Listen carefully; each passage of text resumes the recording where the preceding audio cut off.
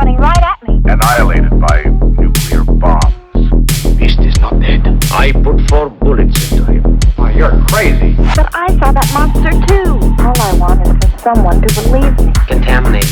Face. Horrible. Look like it would scare you to death. All right, let's get to work.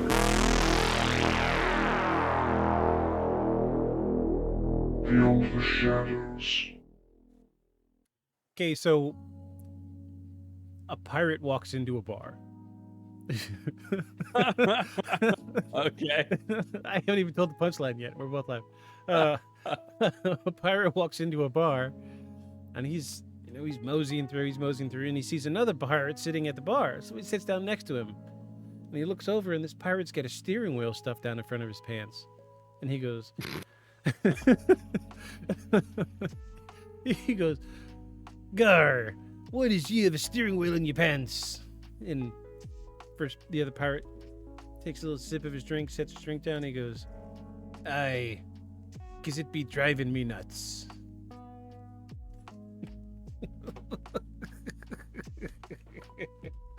You're fucking stupid. Thank you. I love that. I'll be here all week. Hey, try the veal. Holy shit. Oh my god. Welcome in, everybody. I'm sure you've noticed we have a new opening video.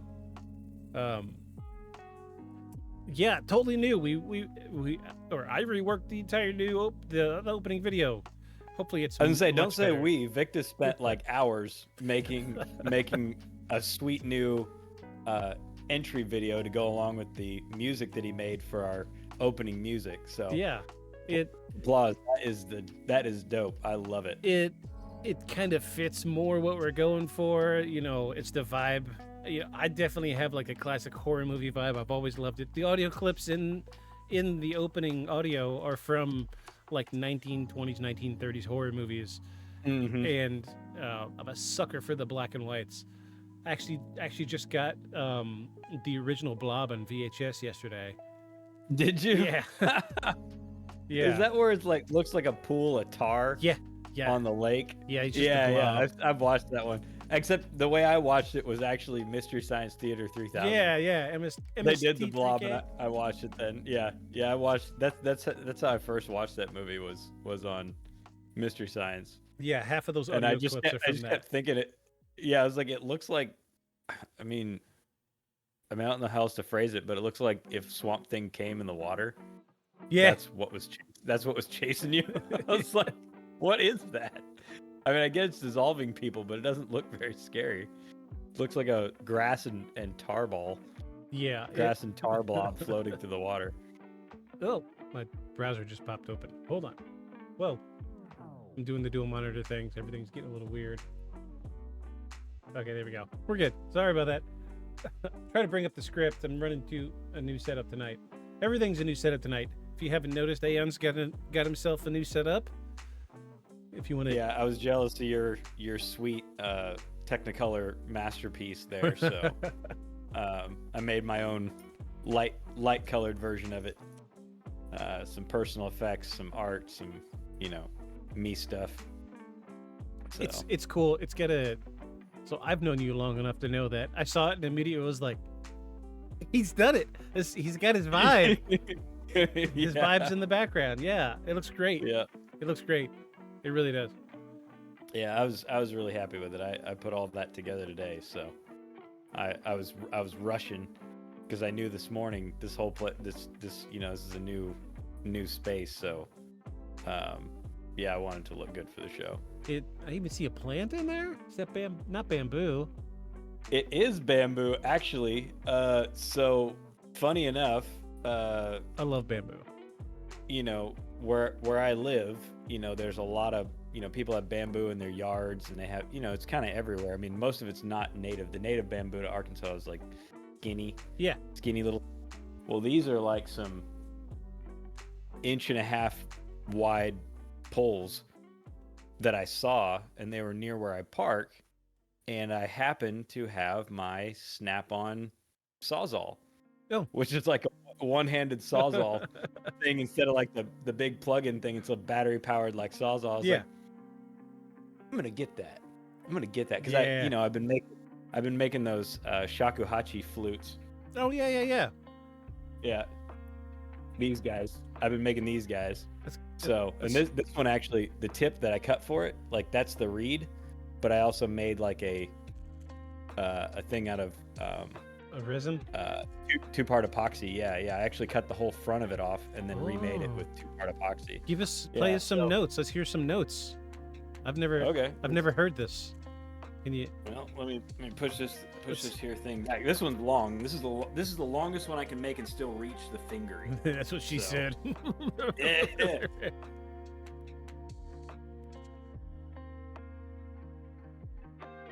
Whoop. Oh. Oh.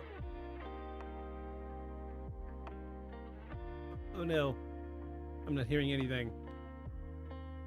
Oh, the noise cancellation's cutting it out. Oh, boo.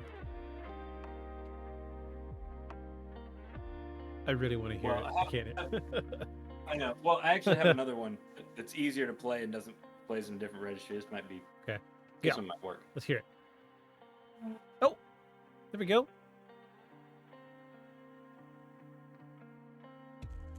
I heard one note and then noise cancellation kicked in. It's fine. It is not registering. It's too high. Yeah. It's too high. Yeah, the Yeah. noise. Well, anyway. Cool. So He makes flutes. So I've been making them by hand. So actually, somebody taught me when I was like 14. Somebody who was actually, for a white person, a fairly renowned shakuhachi repair lady. Oh, cool. So one of the problems with bamboo, and I'll show you on this one because this one's my best sounding one. It sounds amazing, but I don't know. Can you see this? See this? The splitting. It as soon as I lacquered it, it cracked from one end to the other. Oh no. Like completely split open after I'd already like tuned it, like the whole thing. I was Oh like, man. what the fuck? But because I trained with this lady for like, I don't know, like 7 months. What you do is you actually spread it further and put the tension the other way. Uh-huh. So I have a pin in each side, Oh. and then put another piece of bamboo in it, and used two-part epoxy on there, and the inside is lacquer, pretty thick lacquer. Okay. And then, so now it actually has a super. This is the nicest tone that I have. Like I can play 2.5 octaves on it. Dang. Like besides the 6 notes that are on it, I can move it up another octave. And I can move it up another half octave from there. So anyway, she also would copy famous ones. She would borrow them and copy really famous shakuhachis. Well. And notably, she copied one, not while I knew her, but she copied one that had gotten irradiated Ooh. during World War II, when The bomb dropped. it was in Nagasaki. Okay. It was in a museum in Nagasaki, and it survived, but it was heavily irradiated because organic material tends to hold that stuff. Mhm. So it's heavily irradiated, but it was a very famous one. It was very old too. It was like, I don't know, almost 200 years old. So she, in some museum, she had a way of making. It wasn't resin. It was like a laid bamboo fiber technique, but she copied it. And while it didn't sound exactly the same, the point of doing it was to let people hear what it likely sounded like. Right. Because they didn't have but like some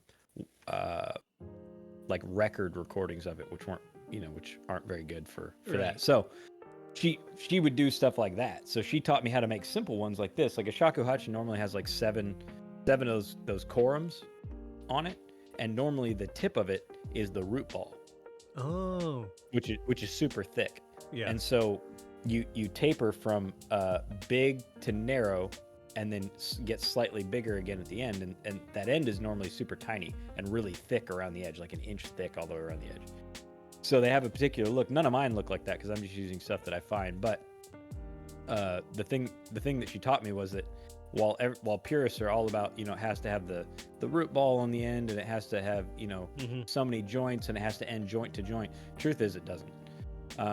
It's all about how you temper the bamboo and how you keep the tension in the body of it, because normally it has tension trying to pull out. That's why they're pretty prone to crack. Yeah. So if it cracks out, well, you need to put tension back in it. You can't just leave it like it is; it'll sound dead. So you flex it the other way, expand it, and then fill in the gap. Because that's what she would do to ones that had split. You're never going to bring it back together. It will never work. Right. You can put whatever you want in it; it will eventually pull apart. So instead, what she did was do like that. She'd put little pikes in it, expand it out, and then custom cut and file a piece that basically you had to tap in. Yeah. And seal it in with an organic resin. Oh, cool. Well, yeah. So shit. of the weird ass skills that I have, one of them is I was taught for a while how to make shakuhachis by a really eccentric lady. Cool. I mean, one of the many talents I'm sure you have.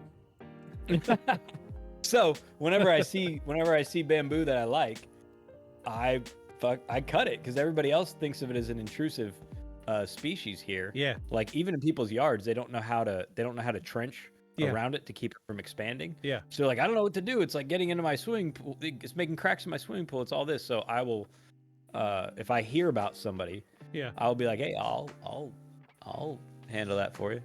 Yeah. But I get to cut down whatever pieces I want. Well, I like this piece and I like that. No, we're not doing that. If I'm going to come over and trench it and take care of it for you, I want the ones that I want. Yeah, I'm cherry picking. And the rest I'll throw away. Yeah, but I want the ones that I want.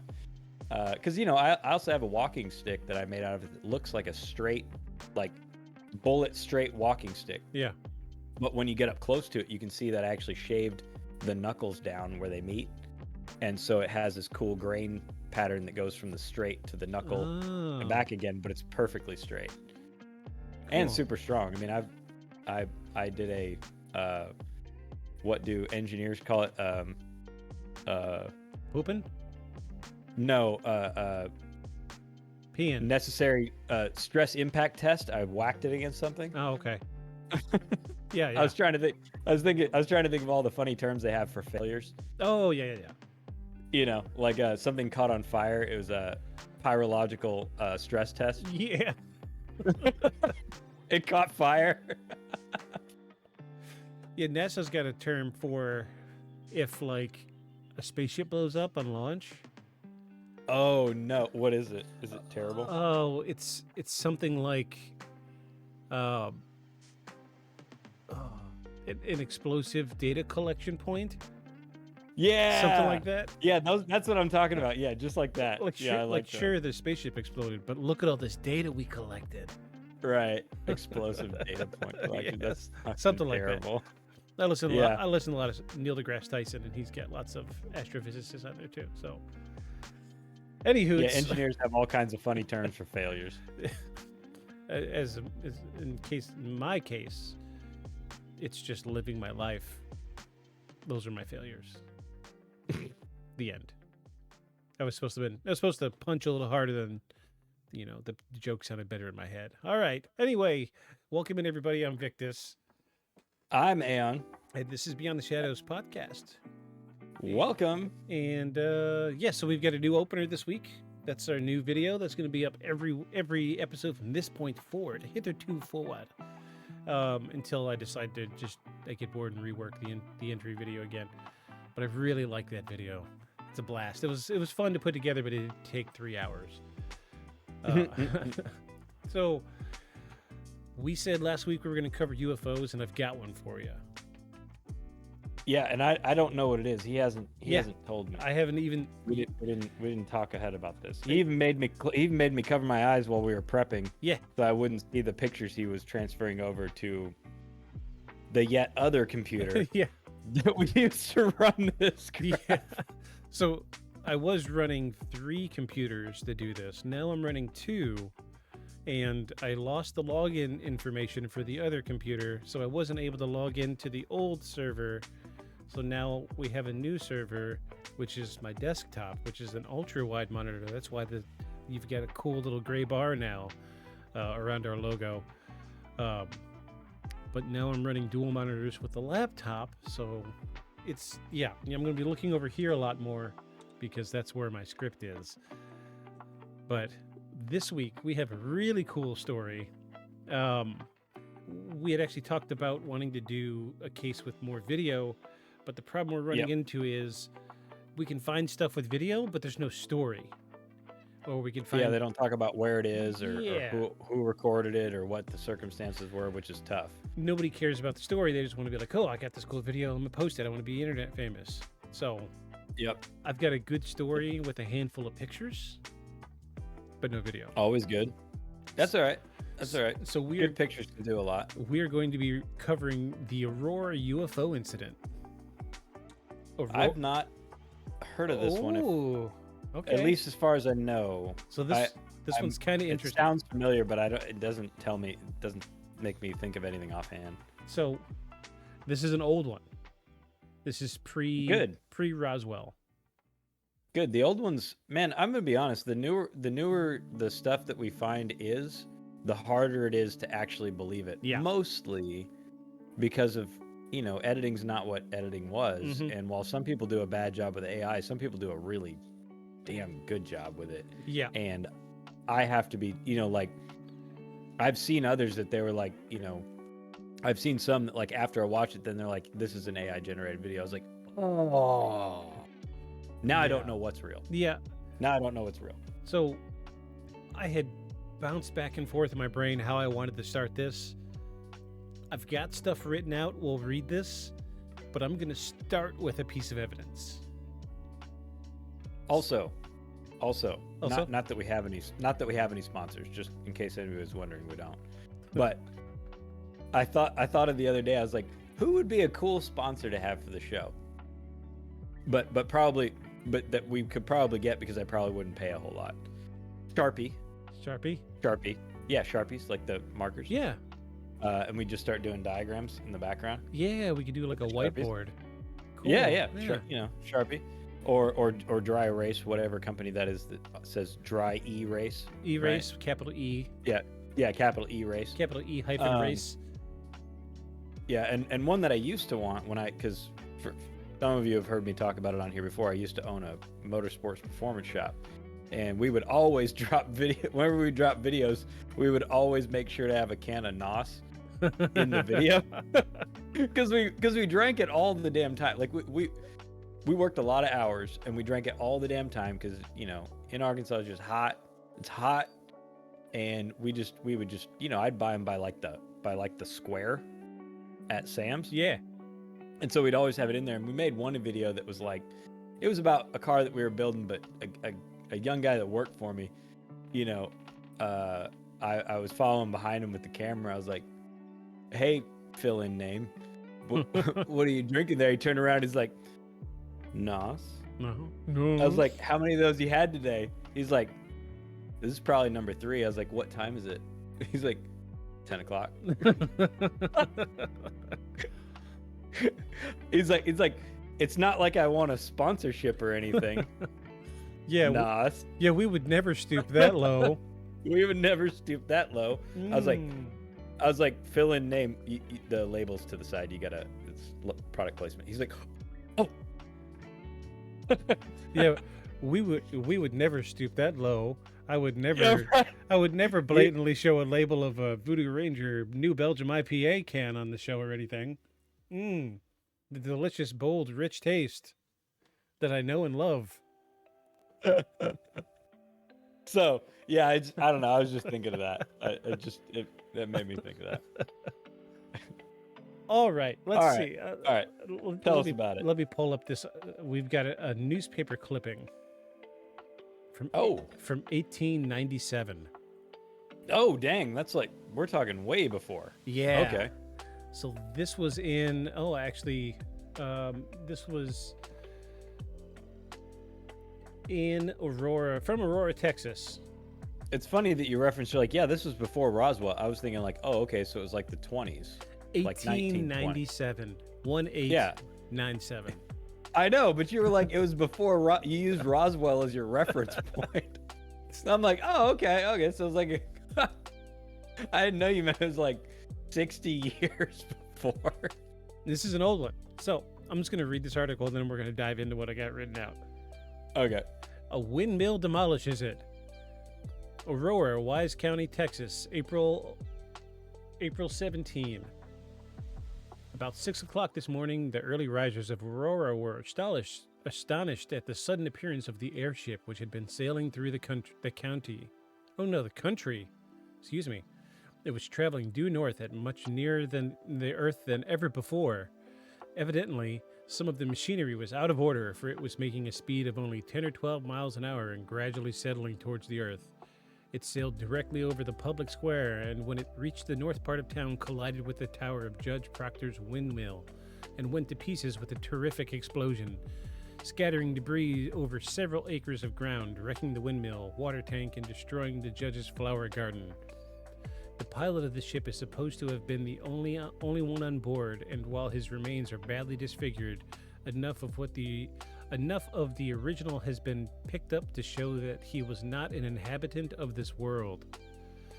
Mr. T.J. Weems, the United States Signal Service officer at this place and the authority on astronomy, gives it as his opinion that he was a native of the planet Mars. Papers found on his person, evidently the record of his travels, are written in some unknown hieroglyphics and cannot be deciphered. The ship was too badly wrecked to form any conclusion as to its construction or motive power. It was built of unknown metal resembling somewhat a mixture of aluminum and silver, and it must have weighed several tons. The town is full of people today who are viewing the wreck and gathering specimens of the strange metal from the debris, as the pilot's funeral will take place at noon tomorrow. I haven't heard of this one. 1897. I have heard of this one because they buried Yes. the pilot. That's right. I have heard of this. So this is a cool story. Yeah. So that's where I first heard of it. Was I heard about the burial, and I was like, this is cool, let me dig into it. And that's where I found this story. So, April 19, 1897, an article, the Dallas Morning News, is written by S.E. Hayden, described the UFO crash, which is what you see here. The UFO was said to have hit a windmill on the property of Judge J.S. Proctor 2 days earlier at around 6 a.m. local time, resulting in its crash. The pilot, who was reported to be, quote, not of this world, and speculated to be a native of Mars, according to a reported Army signal officer named T.J. Weems from nearby Fort Worth. The pilot did not survive the crash and was buried with Christian rites at the cemetery of nearby Aurora. The cemetery contains a Texas Historical Commission marker mentioning the incident. So I was able to find pictures of the marker, but you couldn't read it. I don't have a picture of the marker because it was just, it was the only picture I could find was like off at an angle, and you just couldn't read it. So I didn't see any purpose. Traditional, like roadside marker, what you'd expect. But this was big for 1897. Something come flying across the sky in Texas. Yeah. I find it interesting, though, that the signals officer jumped straight to it was from Mars. Yeah. I'm like, based on all your experience? Yeah, with Mars and Mars-like creatures. Yeah, with Mars and people from Mars, Yeah. Your buddy there. Yeah. Your homie, your pen pal from Mars. Yeah, he told me his homie was coming, and dude was too drunk, and he just wrecked the ship, man, again. Yeah, I mean, it looked like his handwriting, so. Yeah, I couldn't read it, so it must have been his. There's an ongoing joke that I like to tell that if aliens and extraterrestrials are so advanced, why do they keep crashing their ships? That is a great question, actually. Yeah. Also, if they are so advanced and they, I mean, on a serious note about that same thing, if they are so advanced, I mean, shit crashes. But Right. if they are so advanced and they really are trying not to have contact with us, they're doing a really bad job. of it. Really bad job. Like we have radar and we see them, but we don't even need the radar to see them. We just have videos, like pilot videos. Yeah. But they obviously don't want to directly interact, or maybe they just don't know how. I mean, that's possible. But they obviously don't want to directly interact, but then they're not very good at hiding. Right. Yeah. It seems like they've got the intelligence to get here, but that's all the intelligence they have. It's like Yeah, that's where it ends. it's like playing like an open world game where you funnel all your XP and stat points into one thing, but then you can't do anything else. Like, sure, I can build an interstellar craft because the tree. I just kept adding skills down the tree until I got interstellar craft, but I couldn't tell you how to flip a freaking pancake or make a cheeseburger. Yeah, but I don't have I don't have a radio. I don't have any communication devices or landing gear. Yeah. This is This is how we land. Or pilot skills. The, You pointed at the ground. flying along, you're flying along. You engage landing equipment. Done. Done. Yeah. Technically, you landed. I mean, you are on land. Yeah. You're on the land. You made it. Yeah. You have arrived at Earth. Congratulations. Gleam glum. That's the sound of the GPS. Gleam. That's the alien language. You have arrived at your destination.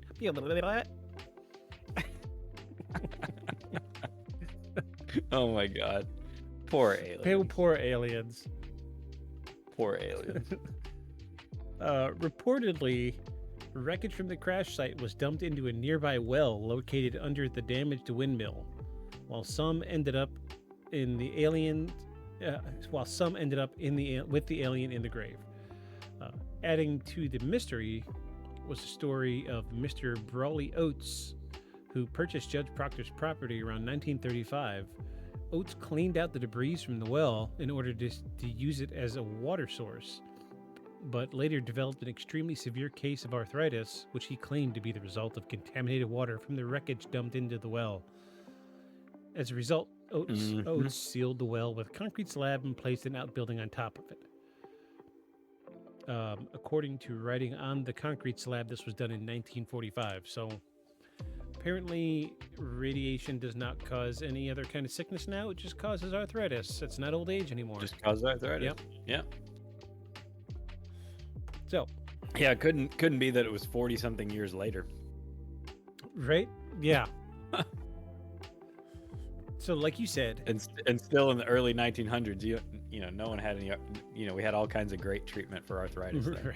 The bottle of snake oil cures everything from headaches, migraines, arthritis, old age, incontinence. Give me my Landemann's liniments.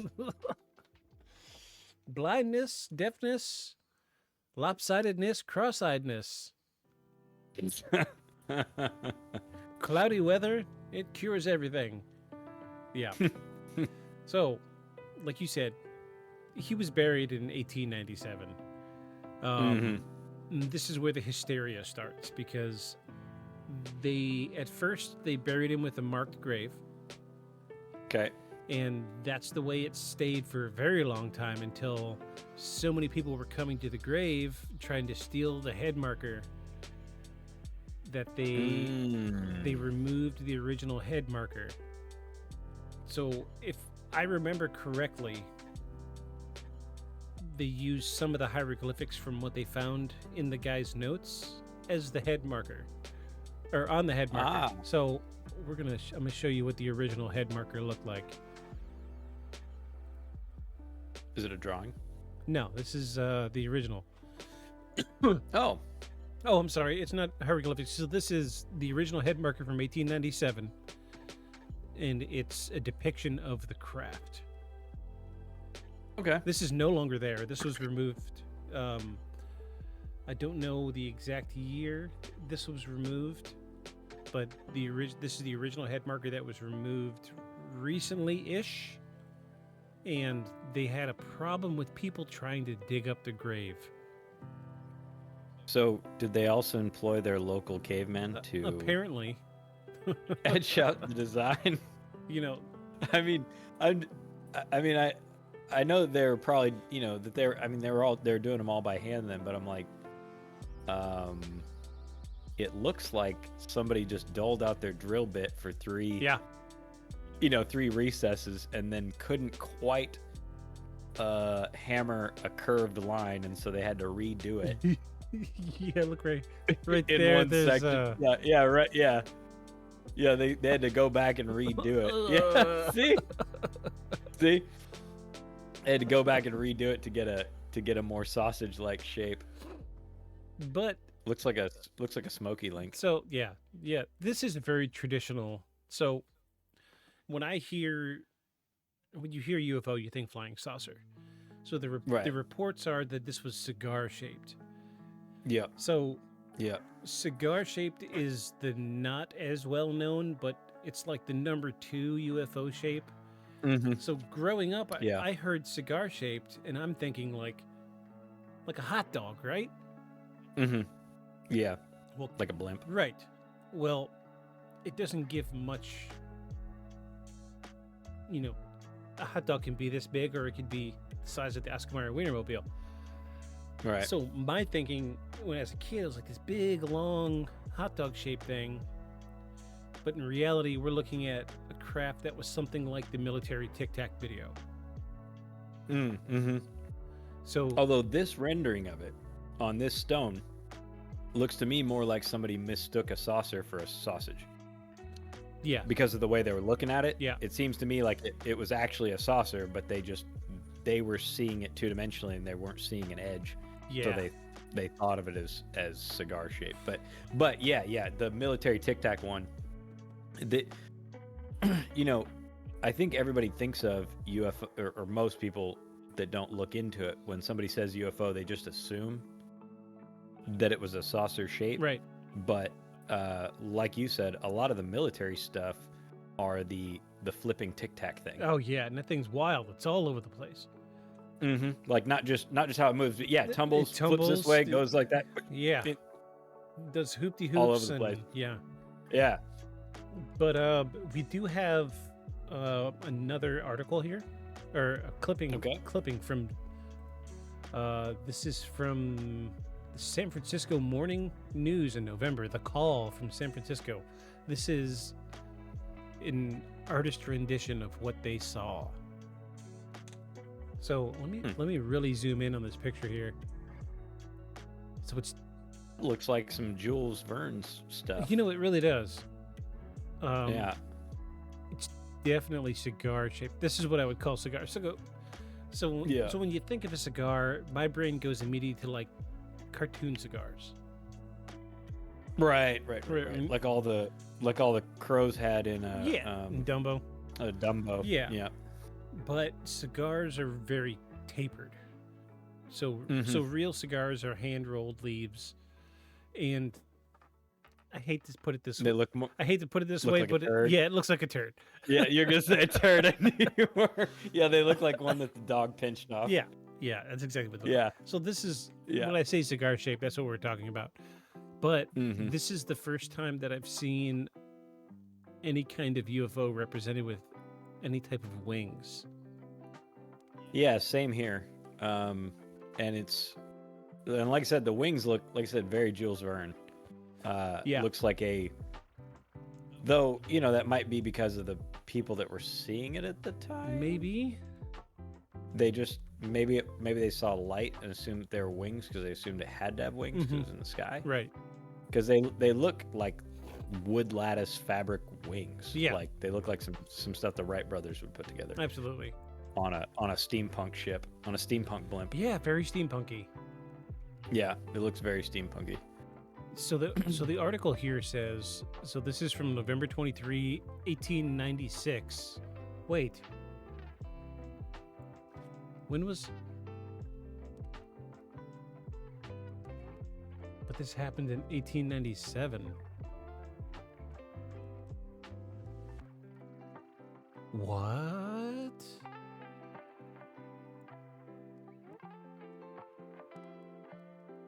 Okay. Maybe it's a typo.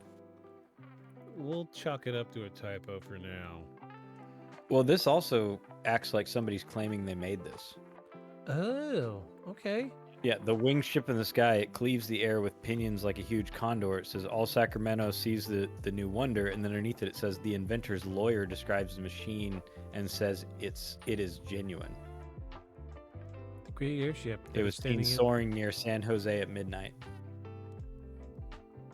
Interesting. I wonder why this was lumped in with the rest of them. Well, if I remember right, Oh yeah, there were sightings beforehand. and somebody tried to take credit for having actually made the thing, but then never could Yes, produce that's correct. said ship. I recall now. Yeah. So there. So if you look at the article, let's go back to this article. It was traveling due north, much nearer the Earth than ever before. Mm-hmm. So this lends to the context that they had seen it several times. Hence the date difference. Yes. So Aurora, Texas to San Francisco. That's not much. I mean, that's a good stretch. 800 miles ish. Yeah. Great. It's a good stretch. I mean, as the crow flies, but still, that's, what did he say? It was going 10 or 12 miles an hour. A long time. That's take a long time. So maybe it Take a long So maybe it left. Not a year, but a long time. So maybe it left California in 1896 and showed up in Aurora, Texas in 1897. So this was the end of November of 1896.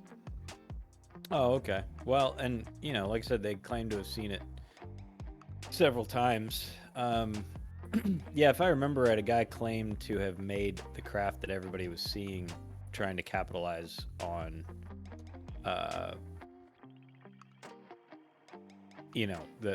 phenomena and say that he could craft ships like this. But like today we can look at this. Yeah, we can look at this and know that is not a craft that would fly.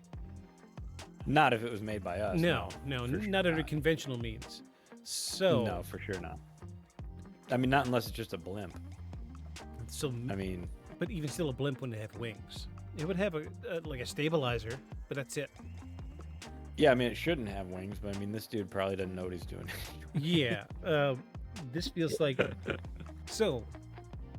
Feels like charlatanism. Yeah, yeah. This may be. So let me put my conspiracy theory hat on. Maybe there was a UFO, and it was traveling east from California. Let's say it followed the coast, or followed the coast and decided just to head west. It would hit Aurora, Texas pretty easily. Mm-hmm. And you mean head east? Yeah, east, I'm sorry. Had a couple drinks, bear with me. I'm about to have another one too. So my conspiracy theory is, first sightings, November of 1896. Okay. Maybe they did see something and somebody decided, hey, I'm going to take credit for that so I can get famous. This is the 1896 version of wanting to be internet famous. Yeah, that was mine. That was me. I did it. I'm the incredible inventor. You know what I'm saying? Mm-hmm. And, maybe it was a genuine UFO, but maybe it was like full of dumb people and they moved really slow. I mean, full of dumb aliens that didn't know the faster than light speed travel, but to get here, they only go 12 miles an hour. Yeah, like you said, they put all their filled up their skill tree on one branch. But it comes back to traveling due north, nearer Earth than ever before. Evidently, some machinery was out of order because it was moving at a slow speed of 10 or 12 miles an hour. So that means they have seen it before. Mm-hmm. Yeah. And they've seen it moving much faster. Mm-hmm. Because they were able to identify that something was wrong with it. Mm-hmm. So my brain says, sure, maybe this thing made it from California over to Aurora, Texas, and they've seen it several times. Maybe it's something, we don't know why they go to places that they go to. If we did, then Mhm. we would beat him to it, and we would be there with GoPros and shit waiting on him. But Mhm. maybe there's something in Texas that they wanted to see, so they circled it a couple times for a few days. This is where the weird thing happens: is we don't have any other newspaper clippings of them seeing anything else beforehand. From any other town or Right. or anywhere else. Yeah. Yeah. So, you can take that for what it's worth. I need another drink. Yep. I can still feel my face. I'm not an alcoholic. You're an alcoholic. Just gonna pour just a glass of wine. With your Franzia Hey, box of wine. it's Product placement. It's affordable. Product placement. It does the job. As I precariously balance my cup on a $2,000 laptop. Anyway. So, a police sketch artist was able to take people's firsthand accounts of what they saw the pilot look like, Oh no. and he compiled a sketch. Oh no. Oh no. Okay, so it's not as I bad. hope it's better than the dude that carved the headstone. It is. It's actually much It'd better. be like a little circle with two big eyes. Hold on. I'll draw it for you. You ready? Let's see what you got with fucking paint.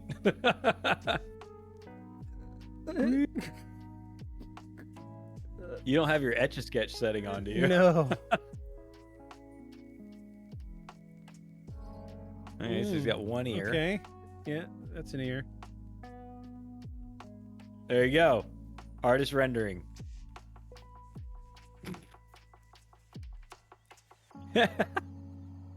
I think that's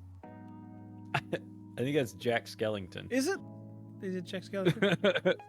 No. Close. No, it's not. He has little stitches across the corners. Of his mouth. There you go. There you go. We've solved it. Jack Skellington is really an alien. Okay. That's not it. That's not. We're not going to save that. Okay. This is the artist rendition. Oh shit. Okay. Well, that's It's not bad. that's really good actually. It's not bad. No, that's actually really good. That is. Yeah, that's. I like that. And he's got his little spacesuit collar Yeah. So for his clicky helmet. when did we go to the moon? 60s? 1969 Yeah. was when we landed Okay. on the moon. Now we had been going into space longer. I don't remember the first creature into space was Laika, the dog Like for Russia. I thought it was something else. What was the dog's name? Thought it was Laika. Hey Google. What was the name of the dog that Russia sent into outer space? Laika. Good call. Laika. Yeah, that was November 3, 2 points. 1957.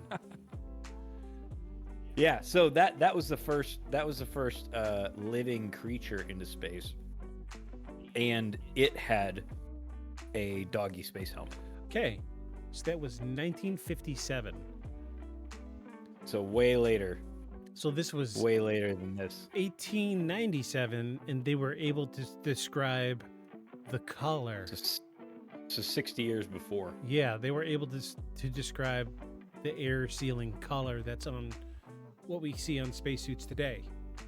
Yeah, without any sort of reference for it. Although I wonder if there was some sci-fi novels. I don't know how big sci-fi novels were at the turn of the century. I don't feel like they were all that popular, but I wonder if any of them, were like those. I guess all the stuff I'm thinking of is 50s and 60s Right. with the bubble. Yeah, the glass dome. Yeah, the glass dome on people's heads, but that's all like 50s and 60s stuff. So Yeah. I don't think at the turn of the century anybody was really doing any, spacesuit Mhm. drawing stuff, or really much in the way of sci-fi novels. So it makes you wonder, So the Jules Verne, but right, they weren't wearing space helmets when they went to the moon. They just assumed there was an atmosphere in the movie, right. the French movie they make about it. So it makes you wonder, how did they get the information to prove that they needed this? Right. Well, and they may not have even know. Let's assume that they really saw the guy, right? They probably didn't even know what that was for. Right. If that's what they saw, they just saw that that's what he had. Yeah. Because I mean, he crashed. So I mean, so let's go into let's do a mental exercise. You're in a spacesuit. Mm-hmm. Your ship crashes. Yep. Let's say your helmet gets busted. What's the first thing you're gonna do? You can breathe a little bit. What's the first thing you're gonna do? You can Take it off. There you go. Yeah, take it off because it's broken or it came off. Or I have atmosphere in my ship, most likely. Yeah. So I probably already had it off. because like I've had my fair share of a handful of traumatic injuries, and the first thing I want to do is, I'm gonna take my gloves, Get the gear take off. my gloves off. I'm gonna take my hat off. I'm gonna sit down in front of a fan for a few minutes. Yep. Interesting. And even the astronauts, when you look at all their video, even when they're traveling through space, they don't keep their Right.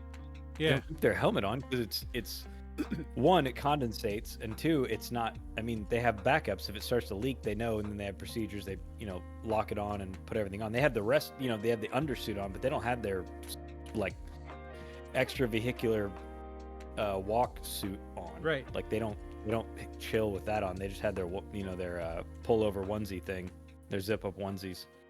So Their NASA jammies. NASA jammies. NASA jammies on. So this is really good. I like it because it's human enough that it makes you think that. I mean, there's enough description and detail here that I feel like he had.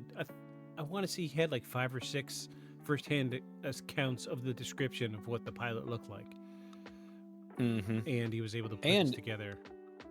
It's humanoid, right? But it's very classical gray, Yeah, right? The oversized eyes, the minimal nose, the small mouth, and the very big cranium. Which, cranium-wise, that was our big evolutionary change. yeah, Was a diet that no longer required us to have substantial energy dedicated to digestion, and it allowed for substantial energy to be dedicated to brain matter and the growing of and the keeping running of. So, I mean, it would stand to reason that if we ate better, which we mostly don't, but if we ate better as a species, hashtag give it pizza another rolls. hashtag hot pockets. If we We're looking for sponsors. if we let's say our species ate a diet specified towards brain health and then gave us another 100,000 years. Of course, cranial development. Right? Because our brain case looked like this about 100,000 years ago, but previous to that, it didn't. But Size-wise. but our brain case, our brains were smaller, but back then our brains were thicker, or our skulls were thicker. Yep. That's why we had Yep. the So prominent brow. right. with Right. the- So our brains have been progressively getting bigger, and the protection of them has been going down progressively. Because again, you're not getting whacked over the head, as a regular way of dying. Wait, you're not? I mean, if I do, I'm getting concussions and not remembering it. So Oh, I mean, I did yesterday. So- Getting gas. It was rough. I mean, you live in a rough neighborhood, homie. Dudes walking around with caveman clubs for your gas. I mean, Clonk. it's a hard life. It's a hard life out there on the East Coast. It's hard out here for a klaxor.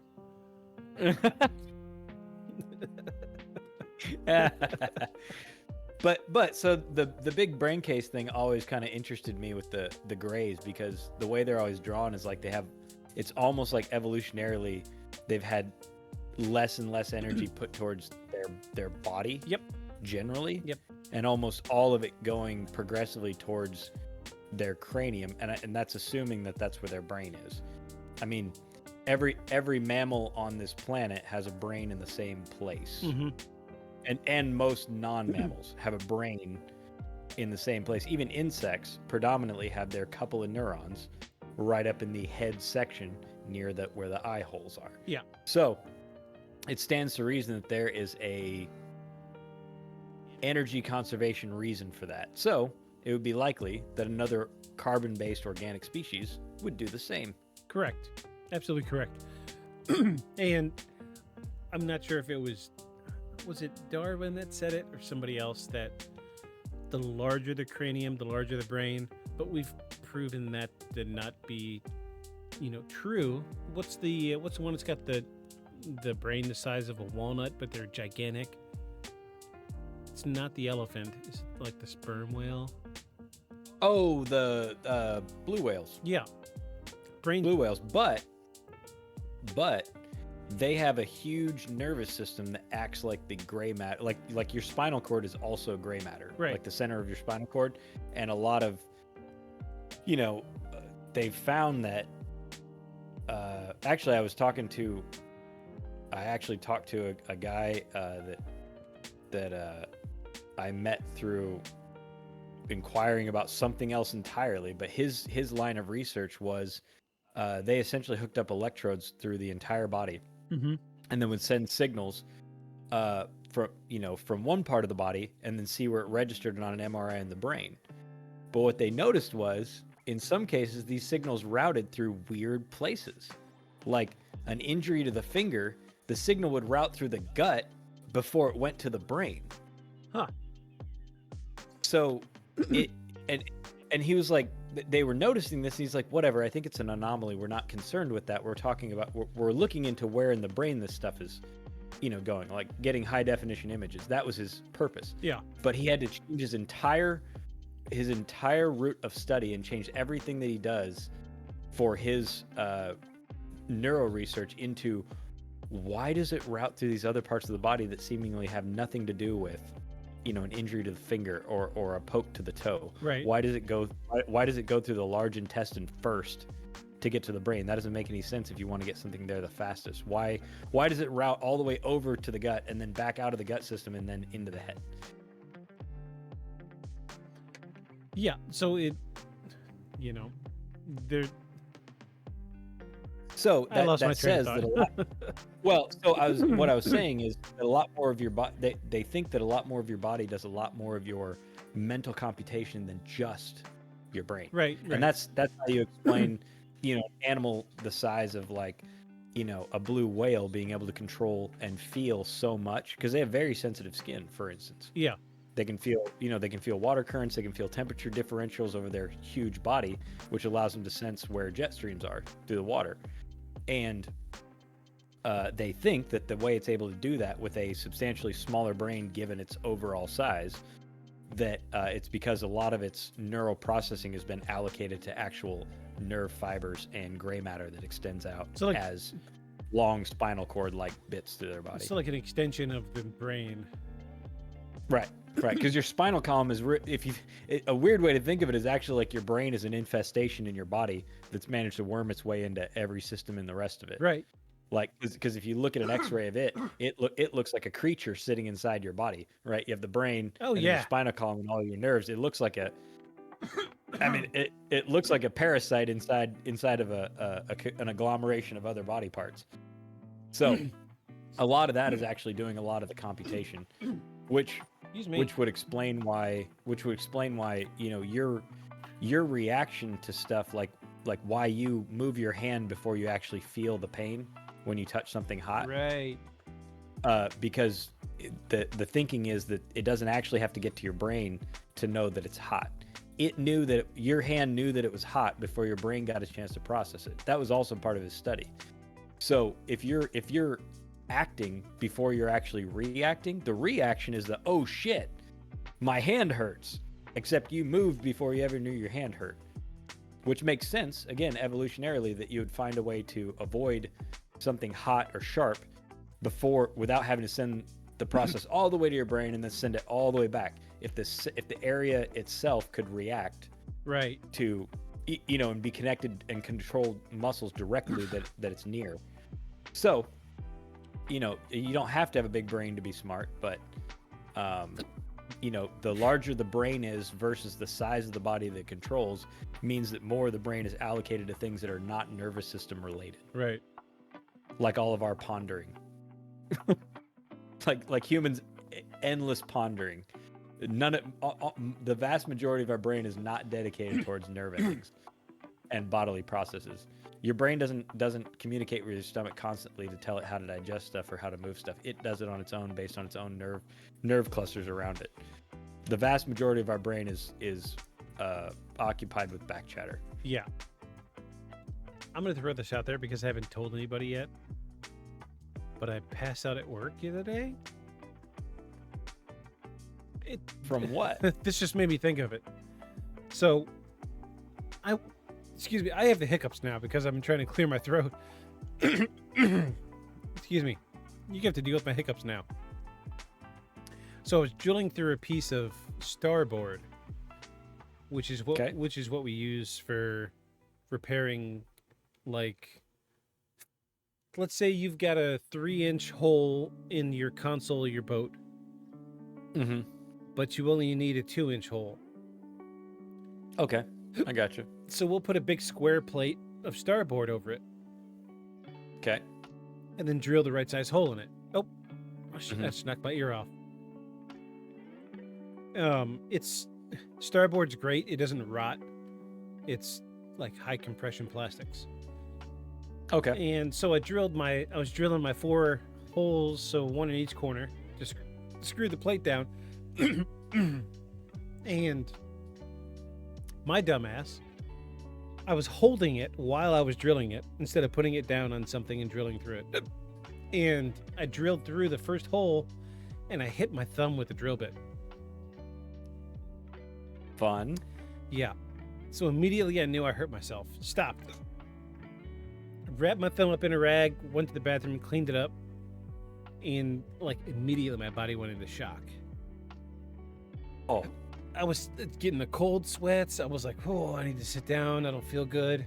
And I was leaning on the back of a boat, and they have like those flip down, those flip down ladders so you can climb in the back of a boat. Yeah. Mm-hmm. There was nowhere to sit, so I flipped one of those down. I was leaning on it.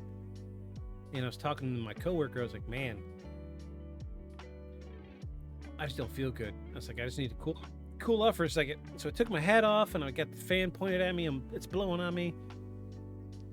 And I felt like shit. Like hammered dog shit. Horrible. Like when you're too drunk and you know it. Yeah. You know what I'm talking about? So you're like, you got the spins are coming on and you're fighting it. And you're like, nope, it's not gonna happen. Not today.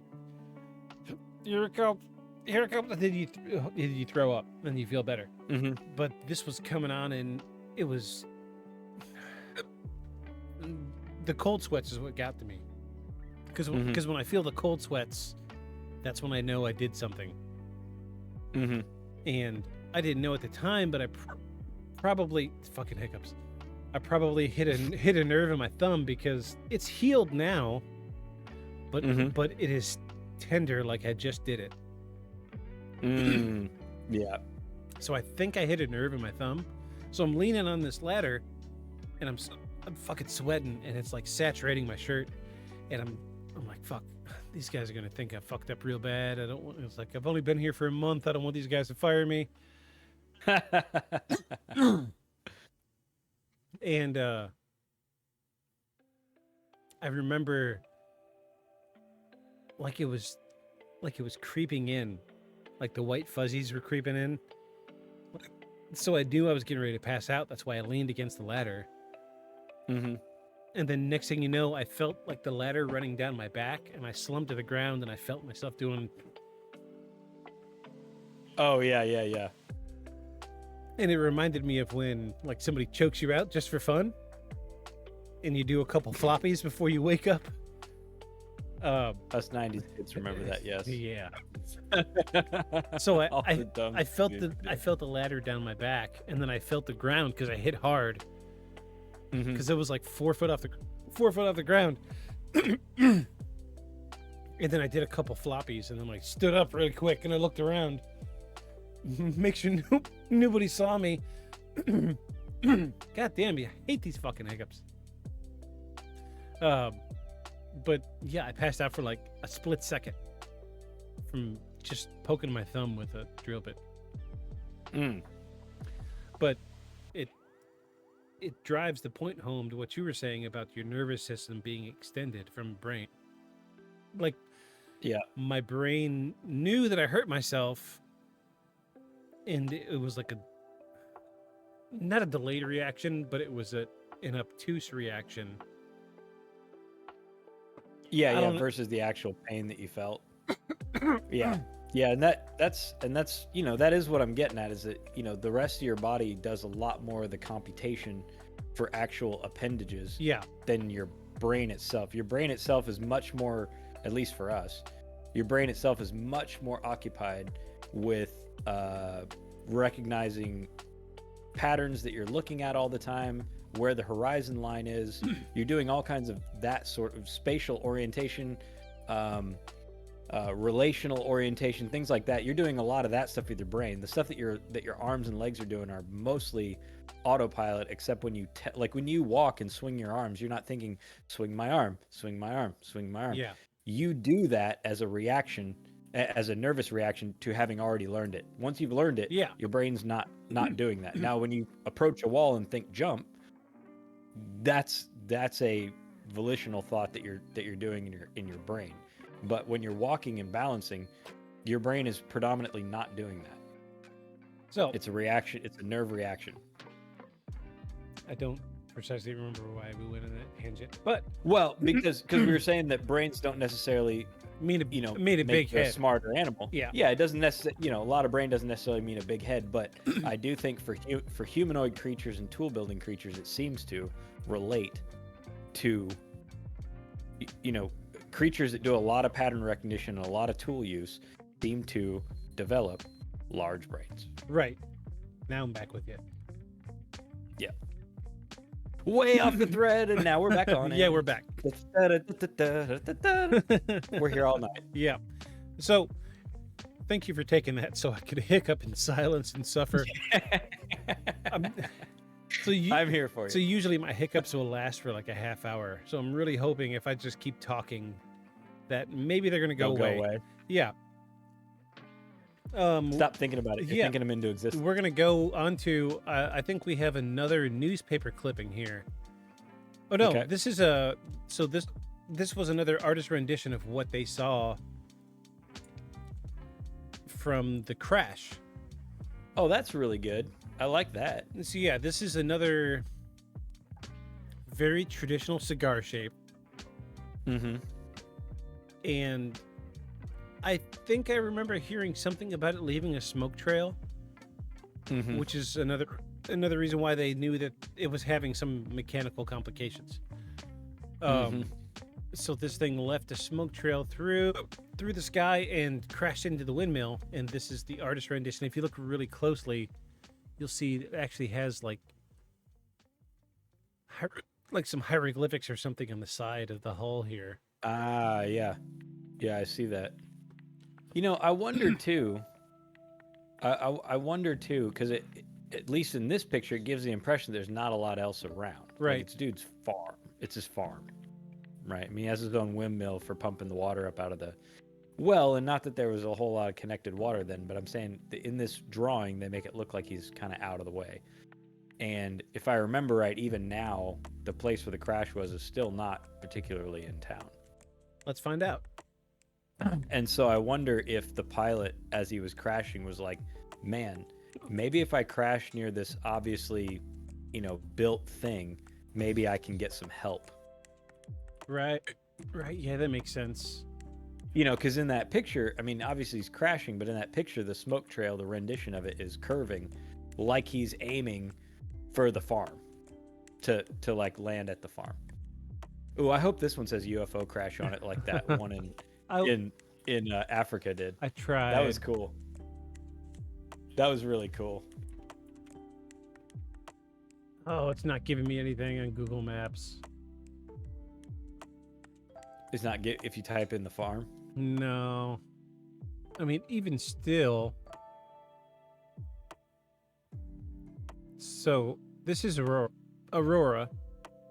Uh-huh. It's not super populated.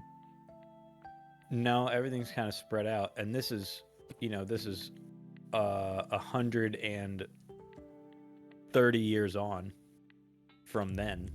I was hoping there'd be a pin somewhere. You typed in Aurora UFO crash? Yeah. Let's try this. Aurora UFO crash. Google Maps.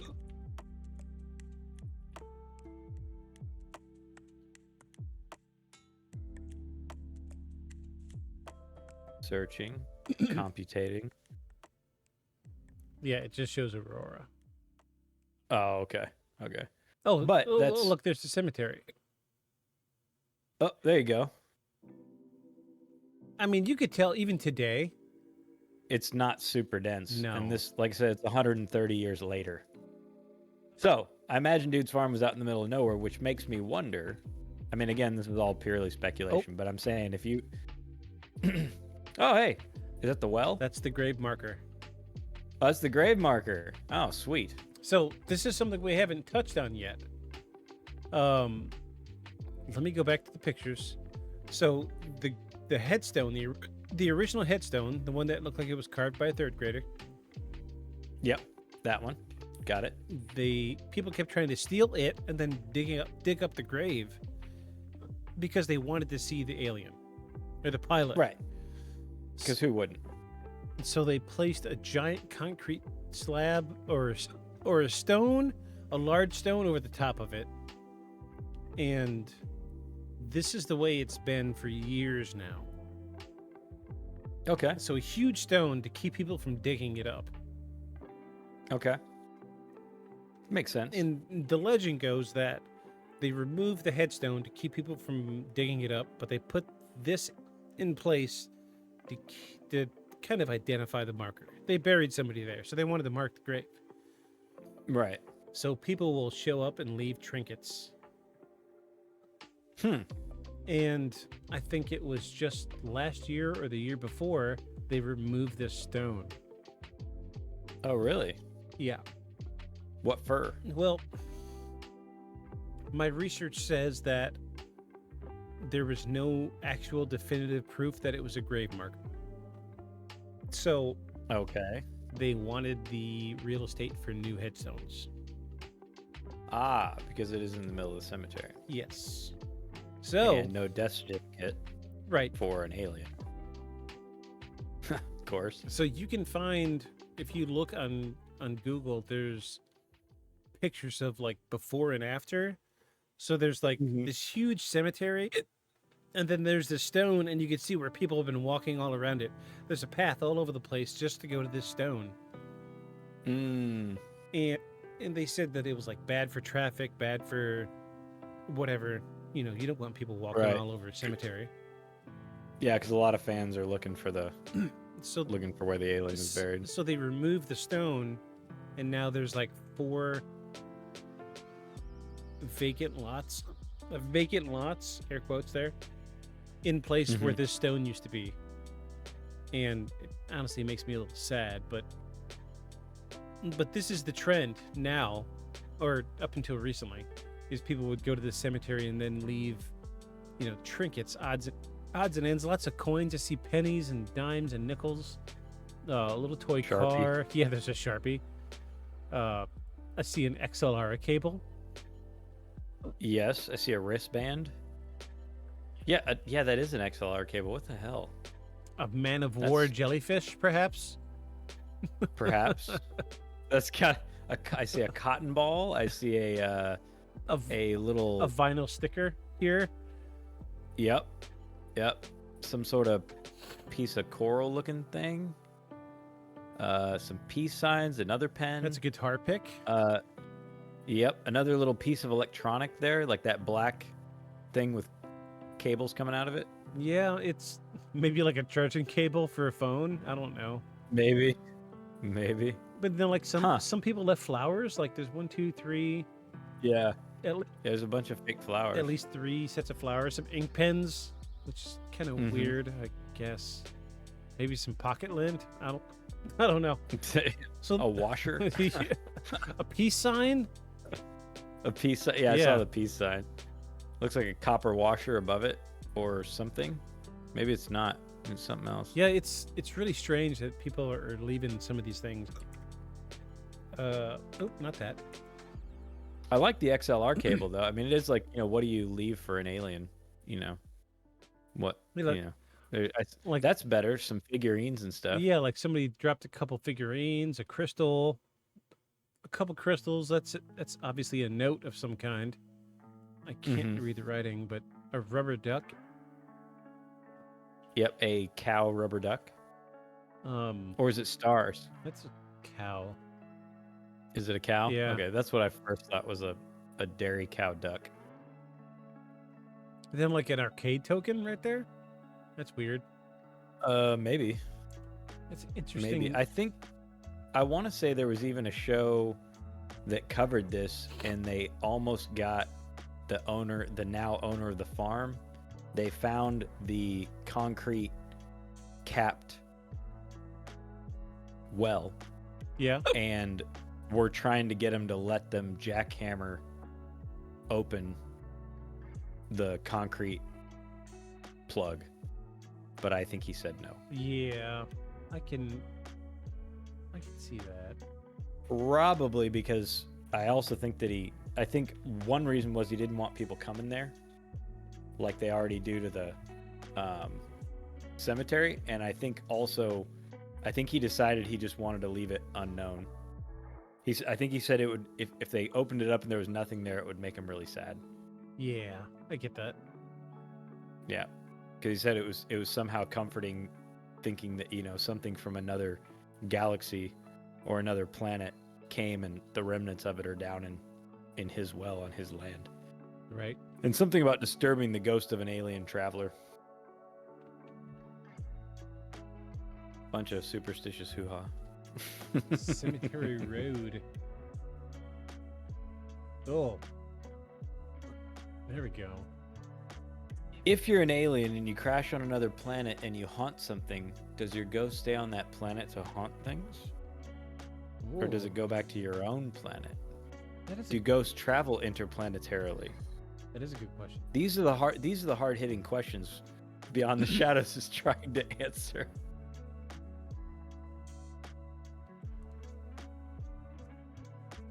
What's that say?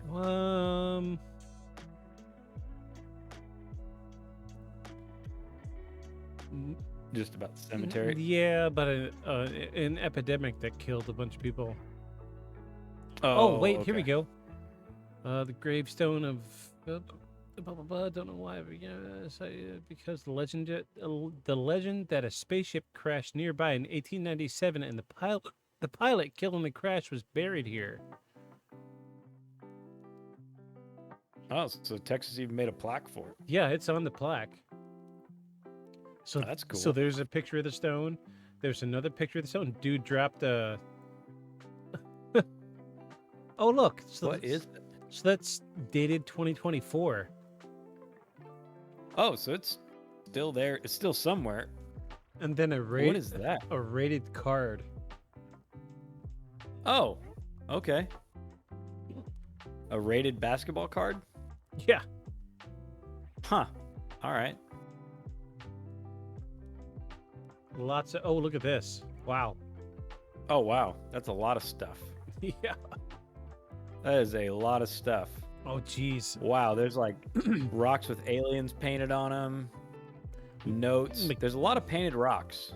Yeah. See, 1, 2, 3, 4, 5. 5 of them. Like a mask. Phone chargers. Several phone chargers. See a phone case. See lots of McDonald's toys. A marker. What's the deal with markers? I don't know. There's half a phone case there too. Yeah, an iPhone Half case. like the back side of a phone case. Yeah, yeah, a clear phone case. That's so weird. Let's see, what other... Oh, here we go. Here's another angle of it. A water bottle. case the ghost is thirsty. Aluminum foil. Nope. Oh, it is a giant ball of aluminum foil. Oh, that's funny. That's funny. But they're still leaving flowers, Oh. so that means a lot. Thank you so much, people, for Yeah. doing this. And there's a little red alien guy on there too. A little red alien figure. That's cool. Oh, okay, here we go. A Furby. Oh, it's a Squishmallow. There's a pink. Oh, is that what it is? Yeah. So Oh yeah, it is. here's that same guy, the alien face AJ in a date. 2022. So he's the So he comes back every year. I guess. And And those are glow bracelets. yeah, All those little white things are the break and glow things. yeah, That's cool. a business That's card, cool. Yeah. A business a koozie. card. A key. Another phone case or a wallet. There's a key, some McDonald's toys, another key. Oh, the keys are definitely please come abduct me keys. There's an AA token. Oh my god, for real. Yeah. More painted rocks. That's interesting. Yeah. I see 1, 2, 3, 4, 5, 6, 7, 8, 9, 10, 11, 12 of them? 13 of them? It's a lot of painted rocks. And double pull, single throw switch.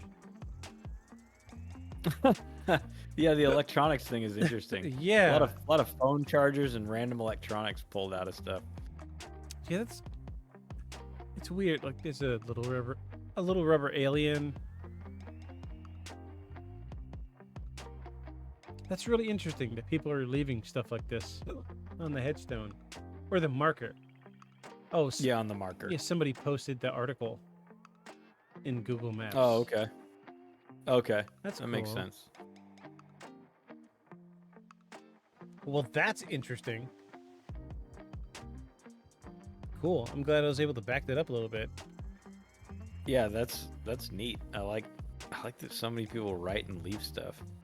Oh, okay. So we have one more photo. Okay. So this is an illustration from the Chicago Times of 1897 of the craft in the sky. Huh. I feel like the artist spent a lot of time drawing Everything the else. but track, craft. yeah, everything else, and then phoned in the craft. Yeah. Like, cool. This is a really engaging story. This tells a story. We got some train tracks, a couple dudes hanging out by some old wood structures, some telephone poles. The clouds are really well illustrated. Oh, wait. We got to put a UFO. Yeah. Oh, right. This is about UFOs. Done. I mean, I guess maybe they're trying to show how far away it was by showing how big everything else was. Yeah. You know, based on the accounts, but yeah, it does seem like they kind of phoned in the topic of the illustration. But this was all the way up in Chicago. Yeah, so it was seen all over the country. Yeah. And several times in a couple of places. So that is interesting. That explains the date spread in some of the articles. But look at the craft. It's like two-part. Like, Yeah, that looks more like a blimp. yeah, but Like a blimp with a gondola. Like a hot air balloon with a gondola kind of thing, except, no fire. Unless it was a shadow on the clouds. maybe. It's passing over top of a cloud. But I also think it's interesting how it's depicted as being very dark.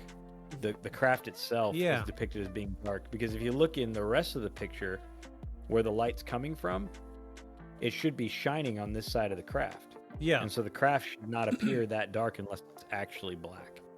Right. Yeah, and all of the other Or the artist isn't any good. One or the other. either one is very possible. Yeah, he doesn't know lighting. Lighting, whatever. Yeah. It's not that important. Yeah, it's weird. Like the two-part thing just throws me off. Yeah, there it definitely looks like an elongated hot air balloon with a gondola underneath it. That's more like a Zeppelin. long. Yeah, like a Zeppelin with a basket. Yeah. Yeah, that's a Even weird the one. back looks finned. Although I guess you could say that's a thruster cone kind of thing. Sure. But I have a hard time believing that something that can travel interstellar needs a thruster cone Right. of any kind. Or Of any kind. or to be a size of a balloon. Yeah. Huh. Well, that's the least cool drawing. I really like the one of it crashing through the windmill. Yeah, that one. That's really good. Yeah. It's like an ink wash illustration. That's really well done. Yeah, somebody really went to town with the tortillion on this one. Yeah, that's very descriptive, and more like what I would think the Tic Tacs look like Right. up close. Yeah. You know. About the size of a house. Mm-hmm. Yep. Though I would imagine that for interstellar travel, unless you can do it super quickly, would be pretty cramped quarters, even for one person. Yeah. For an I mean, it's what leads me to believe that they're not doing it conventionally. Right. Or Right, because even at light speed, it'd still be years. Right. Yeah. It's The nearest solar system is still several light years away. So even if you're traveling at the speed of light, you're still several years away. So traveling for a year in a spacecraft by yourself that's only the size of a house, pretty rough. right. Well, really the size of a small, like a tiny house, like because that's smaller than like a trailer home. Yeah, you would struggle to stand up in that.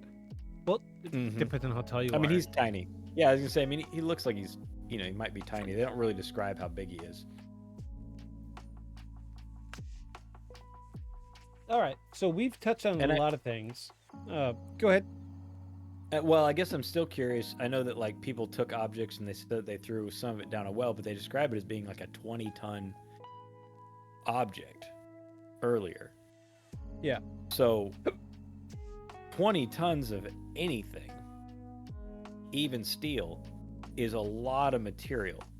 So even if you take away all the trinkets everybody might have kept, and even with the explosion and scattering of it, I mean, I think you'd have a lot more than what you could fit down a freaking well. Yeah, for sure. So, and this is way previous to the U.S. government, or it's seemingly way previous to the U.S. government being super concerned about them. So, and there's no stories of like people going door to door and taking them, demanding them. Right. Yeah. So where did it all go? And why is there none of it anywhere? Yeah, that's an awfully big craft that just disappeared down a well. Mm-hmm. Unless it crashed straight down, and that's how they built the well. Right. That's why you can't find it, because it is the well. It is the well. Yeah, it is the well. Yeah, it's the walls of the well. You're looking inside the craft. You just didn't know it. All right, so in December 19, 2005, UFO Files aired an episode about the incident. The investigation was led by Bill Case, an aviation writer of Dallas Times Herald, and the Texas State Director of Mutual UFO Network, MUFON. MUFON uncovered two new eyewitnesses to the crash. Mary Evans, who was 15 at the time, told of how her parents went to the crash site that forbade her from going, excuse me, in the discovery of the alien body. Charlie Stevens, who was age 10, told how he saw the airship trailing smoke as it headed north towards Aurora. He wanted to see what happened, but his father made him finish his chores, and later he told how his father went to town the next day and saw wreckage from the crash. MUFON then investigated the Aurora cemetery and uncovered a grave marker that appeared to show a flying saucer of some sort, which is what we saw earlier, Mm-hmm. as well as readings from it's from a metal detector. MUFON asked permission to exhume the site, but the Cemetery Association declined permission. Of course. After the MUFON investigation, the marker mysteriously disappeared from the cemetery and a 3-inch pipe was placed into the ground. Which is weird. Yeah. 3-inch. I mean, That's a big piece of pipe. You'd be really laying that pipe. Laying it. I mean, I guess it's half $1 bill across. So I guess it's not that big. I mean, not to be a size queen or anything, but Not the size of the ship, it's the most of the ocean. MUFON's metal detectors no longer picked up metal readings from the grave. Thus, it was presumed that the metal was removed from the grave. MUFON's report eventually stated that the evidence was inconclusive, but did not rule out the possibility of a hoax. The episode featured an interview with Mayor Brammer, who discussed the town's tragic history, which goes into like they got hit with a really bad sickness epidemic. Yeah, like 300 people died. Mm-hmm. Yeah. So, which is predominantly what a lot of those people are buried there from. Yeah. Which I think was part of the reason they were tired of people visiting for just the alien, because it was kind of a big deal that they had this whole cemetery full of basically this really tragic time, and everybody's really coming to leave phone chargers on the alien burial marker stone. So yeah, I think after the marker was moved, so that was in 2005, is when that stone appeared. And everybody just assumed the stone was to cover the grave site. To keep people from digging it up. Right. So that brings us to today. And today the stone is gone, but there's, empty burial plots in its place. Mm-hmm. And the mystery kind of dissolved with time. So, what are you thinking? I mean, so I like how you always start your analysis, which was your analysis. Accident. So I always like how you phrase, your look at it, which is, who makes money from it. So I don't think at the time, at least, UFOs were not a big thing, really. And more importantly, they weren't the only town that reported this same object around the same time. You also had California and Chicago. Mm-hmm. So, and none of them seemingly made a big industry about it, and even Aurora seems to discourage it. Yeah. Though I bet if you go there, there's at least one or two shops that are like absolutely hyping it up. But they seem to have discouraged it by what they've done with the marker stone, and they even weirdly, even the story of the burial, because there was no at the time, like I said, I don't think any government entity would be interested in it, or would have known that they needed to be interested in it. Like, this is very early, before the hype about UFOs. Yeah. The burial thing and the artist rendering of the alien itself, and even the rendering of the crash, they're professional renderings by someone who's obviously an artist, right? And for them to go to the trouble to have an artist draw it because they thought it was important, and doing, having a record of doing the burial and enough descriptions to make this composite drawing, I feel like it happened, personally, especially since it doesn't seem like anybody's made any money off of it. Nobody's, marketed it. I mean, at least as far as we can find. I mean, we did a Google search, and there isn't instantly, a bunch of stuff about it, whereas like, others, somebody writes a book, or somebody makes, somebody makes some money somewhere. or somebody promoted it or the town promoted it, like the Squonk, the town. Yeah. Mostly it stuck around because the town makes a big deal out of it because they don't have anything else going on and they have a Squonk Fest. So I feel like this one feels pretty legit, especially given its time period. So If somebody made it up, they were way outside the box for something to make up to attract tourists. They were way outside the box for what people were doing to like draw tourists to a place. UFOs were not a social meme yet. So I just tried to look on Google Maps to see if there was anything Aurora UFO.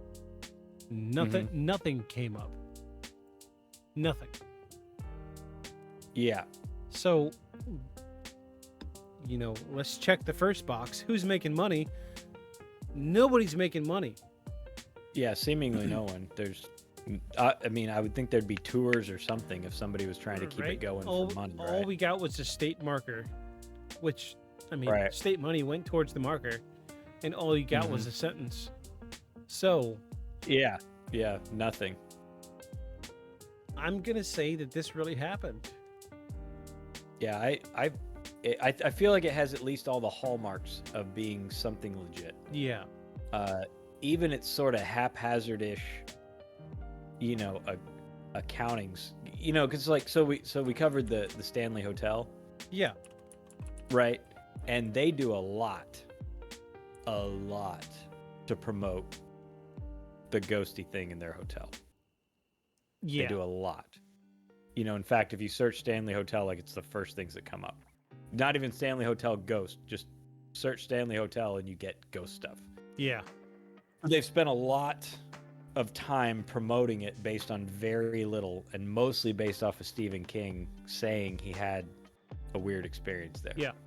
A dude who was already famous at the time for writing ghost stories. So this is the opposite of that. And so, yeah, I'm with you. I think something happened. Something very strange happened. If you're going to try to tell me it's not, not a UFO or not an alien, well, I'm open to other suggestions. Yeah, if there was enough descriptions of the pilot to give us this, Yeah. but the town isn't like UFO Central, UFO Right. UFO coffee shop, unidentified Right. pilot, bistro, whatever. Right. There's Right. nothing in this town. I'm sure if you went there, somebody would have like keychains or something. But Yeah.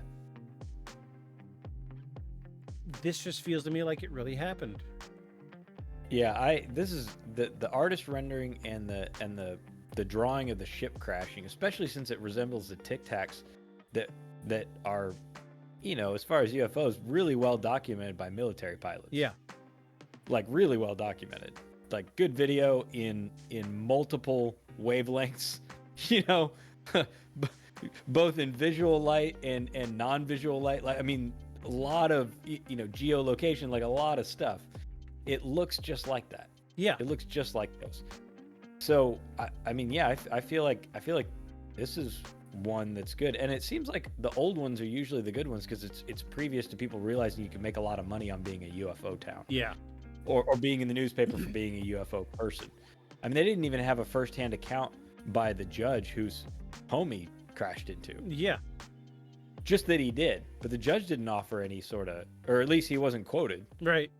So no one's really quoted Yeah. in the article. So it doesn't seem like anybody was looking to spread like a fantastical tale or be known for something. And the judge is unlikely to need to be known for something. He's probably he's a judge. He's probably the most known person in a town like that. Right. Yeah. Especially at the time, the judge Yeah, was that's what I the mean. guy. Yeah. Turn of the century, the judge would have been the guy, just like, the mayor of the town. Like everybody knows the mayor and the judge in that era. So yeah, I feel like I feel like you found a gold nugget. This is a good one. Yeah, this is a good one. It was a good And one. you were like, we just have a couple of pictures. This is some of the best pictures we've had for, like other than the school in Yeah. Africa with all the kids drawings. Yeah. That was really compelling because none of them are artists, and they all get pretty close to the same thing. And some of them even having the the look of how it sat in the trees being like almost identical. Yeah. Like that's what made that one so good to me. And I think that's what makes this one good to me also. Yeah, it's excellent. I agree with you. This feels very authentic and very true because nobody is profiting from it. It's the golden rule in my case. Yeah. And it's like the rule of thumb that, who's making money off it? Nobody's making money. So it almost seems like the town of Aurora, Texas is trying to actively not promote this.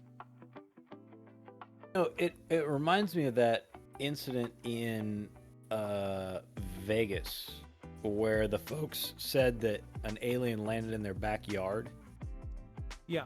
And they saw the creatures. So they called the police. They didn't call the newspaper. They called the police like several times. And then afterwards, they like would not talk to people about it. Yeah. Like they answered some initial questions and then they started telling people, do not come to our house. We're not going to talk about it. We do not want to talk about it. And they just they wouldn't talk to the newspaper about it. They just wouldn't talk to anybody about it. They didn't make posts about it. Nothing. Because they hadn't called the newspaper. They called the police because they were scared. Right. And this reminds me of that, except they weren't scared because the thing was dead. Right. But that's why I guess I don't know if there's a whole lot of information about their story either, but it was a big thing, but then there's no information because they won't take interviews and they won't talk to anybody about it because they didn't want that in the first place. They wanted help because they were scared out of their minds. Yeah. And so like you said, if nobody's profiting from it, it's like what's the I guess, and nobody's or not wanting any fame over it, then what is the point of making it up? Right. So yeah, I like that. I think that is always a pretty, litmus test to start with. Does anybody make any money off of it, and did anybody get some sort of fame or recognition for it? And what really, puts the cherry on top for me is I feel like something really crashed and there was a pilot and enough notoriety was around it that they performed a funeral for whoever was piloting that craft. Right. Because enough people saw it and enough people came to the crash site. There's historical evidence to show that there was as they said, a Christian burial. Yeah. For the pilot. So. Yeah. Because while they didn't know what it was, they did know that somebody died, and there's no protocol. Right. Except for when one of us dies, and again, no government interest. So what do you do with them? It was obviously a thinking, being. It made this thing, and it had paperwork on it of some, with it of some kind. Yeah. And so, they felt like they ought to do something. Well, what do? We bury them. So but they don't know anything about it. So they just had the same sort of service they might have had for a neighbor, Right. which, like you say, I think that feels compelling. Right. It's that something really happened. Otherwise, why fake a burial? What again? What's the yeah. The there's pastor no didn't get famous for burying an the pastor didn't get famous for burying an alien. Like what would be the point other than that they just wanted some closure over this thing that happened? Yeah, and it's just the burial is so unique. I can't think of another UFO crash where they felt like they needed the burial. Right. Right. I doubt they even buried the dudes from Roswell. They're in a fucking they're in a test tube somewhere. Right. And they're still being studied, They're in a big vat somewhere disassembled. Just like an Independence Day floating in alcohol with their tendrils hanging. Yeah. So, yeah, this was a good one. I like this one. I was very happy with this. Yeah, this is a good one. I think if you're interested in this one, obviously, like we read, they did make a show about it, and they have some interviews and some interviews with people that weren't there but their relatives were, and the stories that their relatives told them. Yeah. So if you're interested in it, you should go check it out, look it up. Yeah. Because I think there's some more interesting stuff to cover that we can't play here because obviously, it's licensed. But yeah, this is a good one because, I think the UFO stuff is definitely hit or miss. We come across a lot of bunk, and honestly, we clear out a lot of bunk before we ever bring it to the table. Mm-hmm. There's so much stuff that we see that, someone's got a good story, except it sounds fishy and stupid. Yep. Or they're promoting it with a book, or my favorite one that I see lately is, and I don't even look into it because it's just so ridiculous, but it's from a book that somebody's published recently called Know the Real Truth, or Know the Truth, or something like that. Mm-hmm. And the thing that I keep seeing covered is a guy getting interviewed about it, and they're talking about how the moon is a spaceship. Not only is the moon a spaceship, but the Russians have known that the moon is a spaceship for decades. Not only that, they know that it was built on Jupiter. And it has been wandering our galaxy for millions of years. Sorry, I didn't know. Yeah, well, apparently the Russians do, according to Dude. Yeah. And he's even got sketches of what the inside of the moon must look like. It's great. But you it's great fiction. But you gotta get the book to see the sketches. Yeah, but you gotta get the book. Yeah. They show you one, but if you want to know how it all works, you gotta buy the book. I'm like, yeah, exactly. Sounds sweet. I mean, I want the moon to be a spaceship. Believe me, I want the moon to be a big planet-sized spaceship because we could use a planet-sized spaceship, but it's not. It's not. I still want the moon to be made of cheese, but that ain't happening. Yeah, exactly. But it's not. Exactly. I want it to be a big sentient head that actually has a face that winks at you at night, but that's show us what you got. Yeah, show us what you got. We like what you've got. But yeah, so I mean, yeah, and that guy's obviously spending a lot. He published the book, and he's printed it, and you can buy it online, and he's doing interviews, and I'm like, yeah, except no one said anything about this till there was your book. Yeah, it wasn't even. No one even theorized that the moon was a ship. Yeah, till you wrote your book.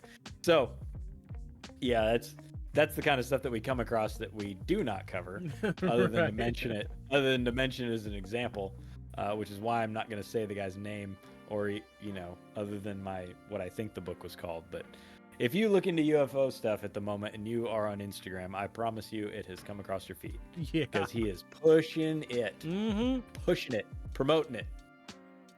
It is out there. Well, it has come time for closing statements. Let me bring up our socials. If you guys like what you heard, shoot us an email. We are at beyondshadowspodcast@gmail.com. We are also on Instagram at Beyond Shadows Podcast, and on Facebook, Beyond the Shadows Podcast. This is our logo.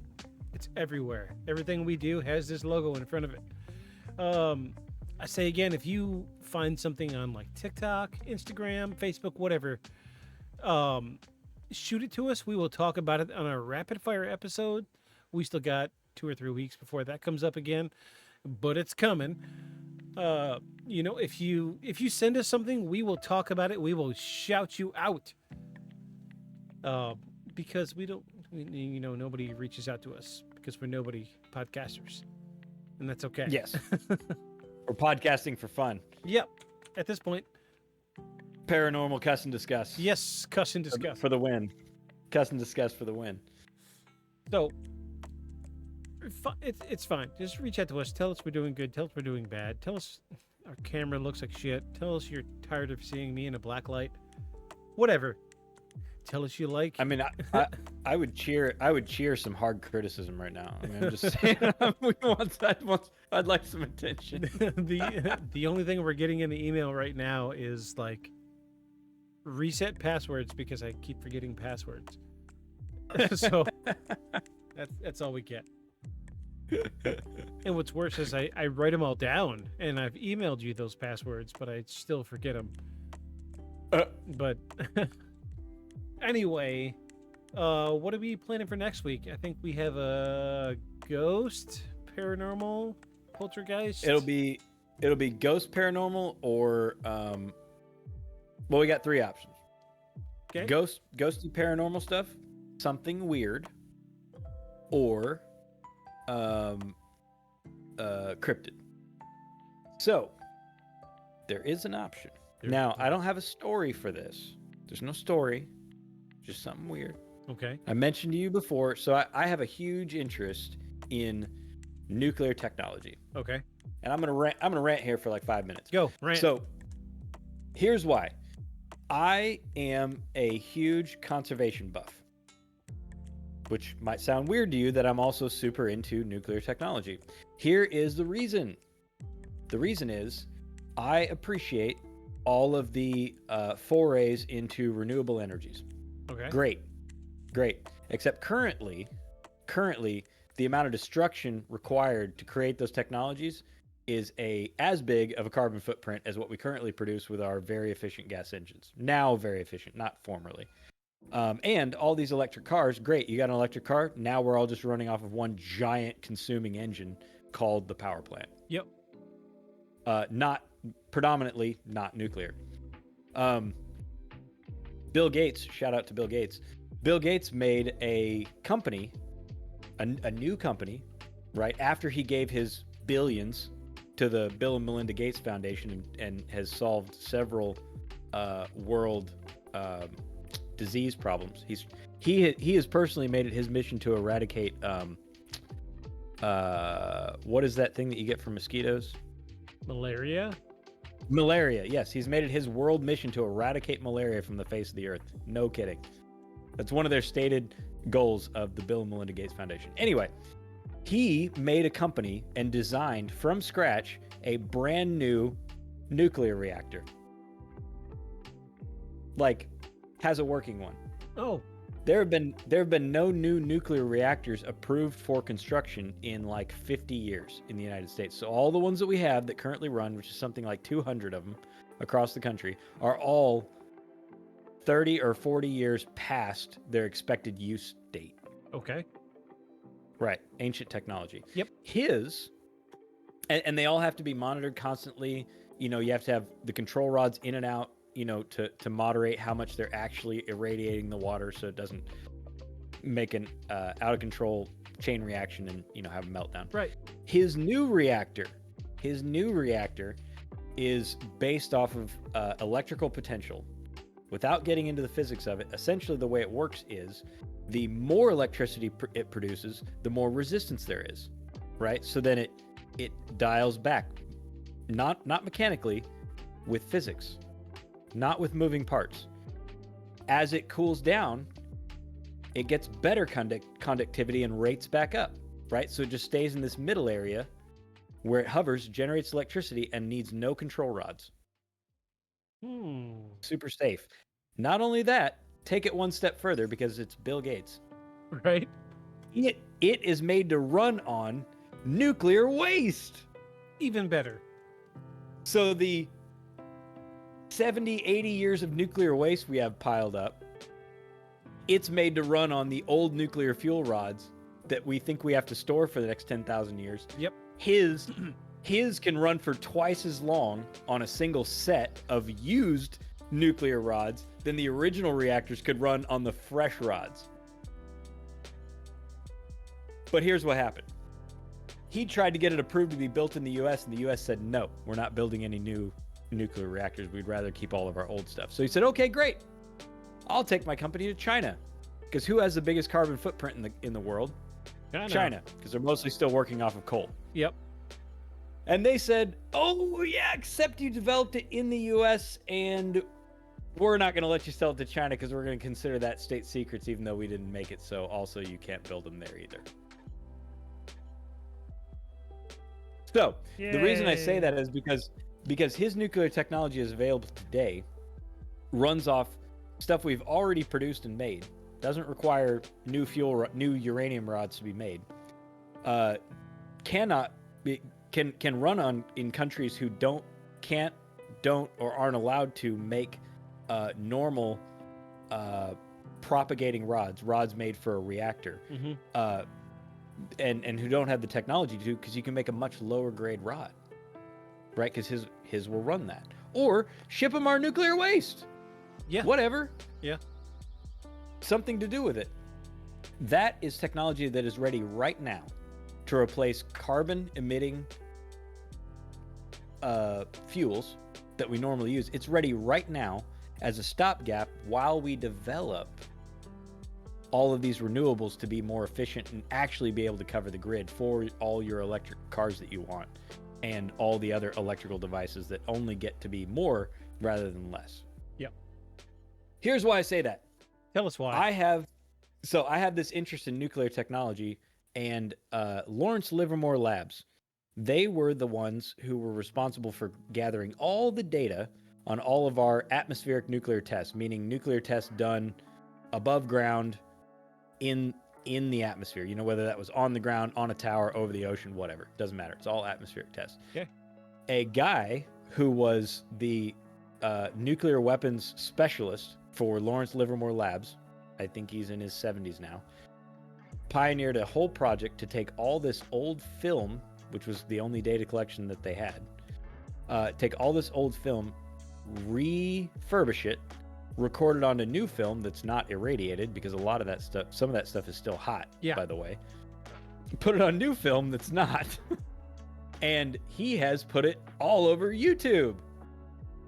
He has 450 something videos that he's restored. And it's on the Lawrence Livermore Labs YouTube. And he has his own playlist and his own thing that's all he does. And here's the interesting part. Some of them are just detonations, some of them are in black and white, some of them are in color, some of them are famous, but the ones that you've never heard of are the interesting ones. So I watched one, and I think it's one labeled as a knothole test. And this knothole test goes off, but doesn't make a mushroom cloud. Instead, there's a flash, and then it shrinks back down like this and makes this like burning plasma orb. Not an explosion and a whole like column of smoke. It's just this burning, looks like a micro sun. Wild, absolutely wild. And if you happen to be into SCPs, when you go in and one of the SCPs, I cannot remember the number of it, but it's supposed to be a device. The picture that's with it on the SCP database is a picture of a giant cannon, and in the background of the cannon is a nuclear explosion. And that really, the picture is really of the howitzer that they made that would fire a nuclear warhead. I mean, that's a real thing. They describe it as like a proton-emitting cannon that you can load anything into it, and it turns anything. If you see your state, you can just. Sorry. And the cannon supposedly turns any matter into, a charged ball of matter that goes off at the the same energy ratio as the matter that you put into it. And then there's a story about loading dude's 16-ton truck into it and shooting the truck out of it. I'm sure none of that happened, but it's really a story. It's really talking about the cannon itself that was decommissioned by the US military. So, and it was called not hole, but I believe that the knothole tests are the tests from this howitzer, and they're on it. So it ties in a couple of things. You got SCPs, you got the nuclear tests. It might be something worth looking at, but we got to go and watch a ton of videos. Yeah. So that's a thought. We don't have to. I just went down that rant because I love nuclear, because I love nuclear technology. I think it's super interesting. Okay. Well. And I've tried to find it, but I can't find it. But there's old videos, all the old videos of them like detonating nuclear weapons, and it's showing it like wipe away a town. Yeah. So in one of them, there's a steam train in one of the videos, and I have tried to find out what happened to that steam train. Can't find out. Most of that stuff that they buried in the desert where they detonated. Yeah.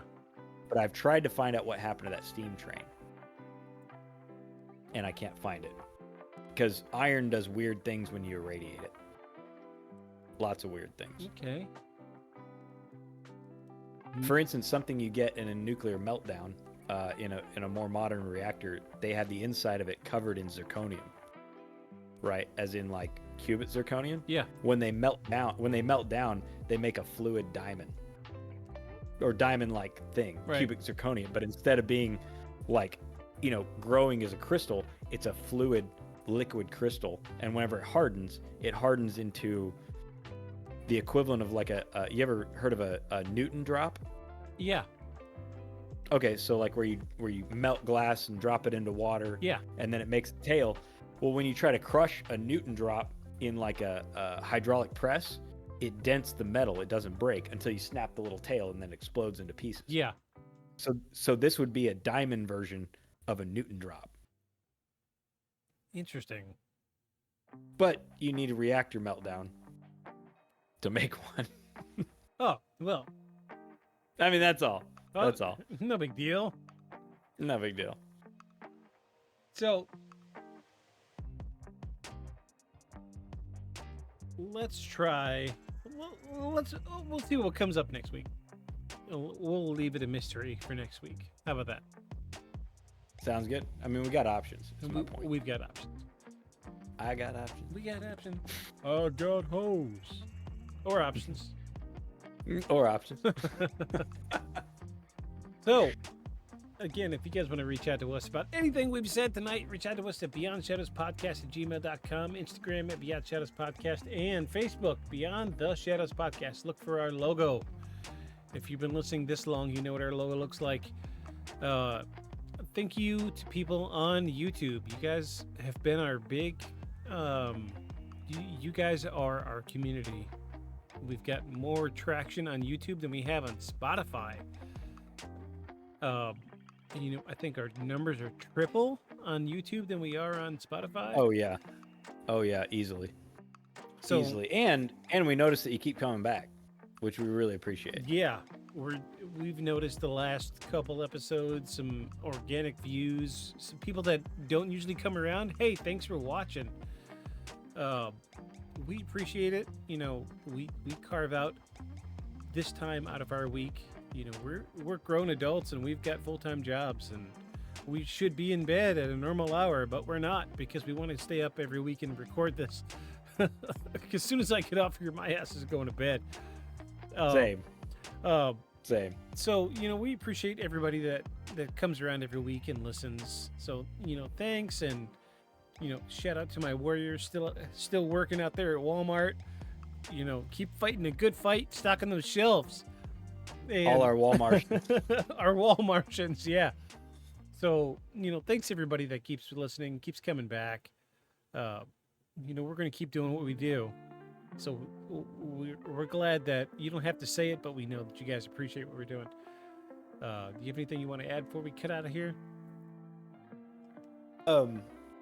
I would just like to add, go ahead and look into stuff that you're interested in. Keep your eyes open. Mm-hmm. Be open-minded, but trust but verify. Yeah. And don't forget to follow us. Beyond the Shadows. Good night, everybody. See you next week. Have a good week. It's alive! It's alive! A creature like that, how would it ever die? And this monster starts running right at me. Annihilated by nuclear bombs. Beast is not dead. I put 4 bullets into him. Why, you're crazy. But I saw that monster too. All I want is for someone to believe me. Contaminated. Face. Horrible. Look like it would scare you to death. All right, let's get to work.